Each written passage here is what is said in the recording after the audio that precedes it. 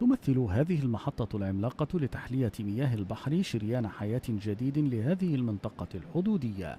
محطة اليسري لتحلية مياه البحر تمد مدينة الغردقة على ساحل البحر الأحمر وتخومها المحيطة بنحو 80 ألف متر مكعب من مياه الشرب النظيفة يوميا.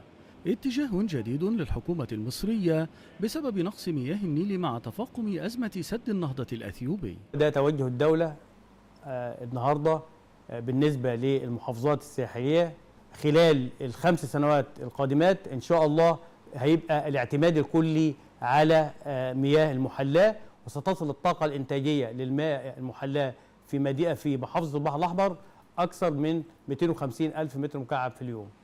أنشئت المحطة على مساحة 56 ألف متر مربع بتكلفة إجمالية تجاوزت المليار جنيه وفق معايير الجودة العالمية، وبتكنولوجيا يابانية تعتمد على التخلص من الشوائب والأملاح الدقيقة حتى 5 مايكرون للتر المكعب.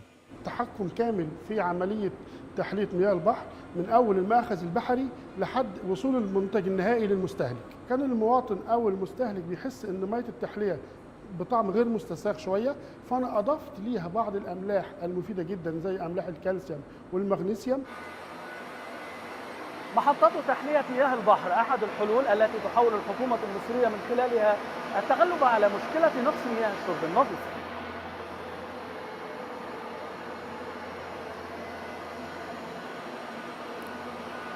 طعمها ليس سيئا.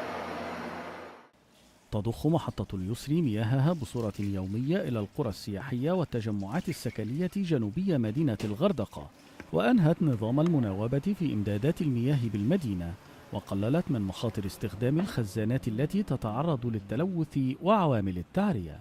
كلنا تعاملنا كان على المياه المعدنية، كان دلوقتي من ساعة محطة التحليل بصراحة المياه اتظبطت، يعني دلوقتي بنستعملها في المشروبات في كل حاجة طبعا.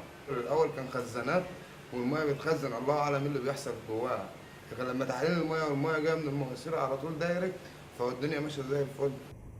تقول الحكومة المصرية إن لديها خطة للاستغناء عن مياه النيل في المحافظات الحدودية، وإقامة محطات لتحلية مياه البحر في محافظات شمال وجنوب سيناء والبحر الأحمر ومرسى مطروح، بكلفة إجمالية تصل إلى 50 مليار جنيه، ومخطط لها إنتاج مليار متر مكعب من المياه سنويا.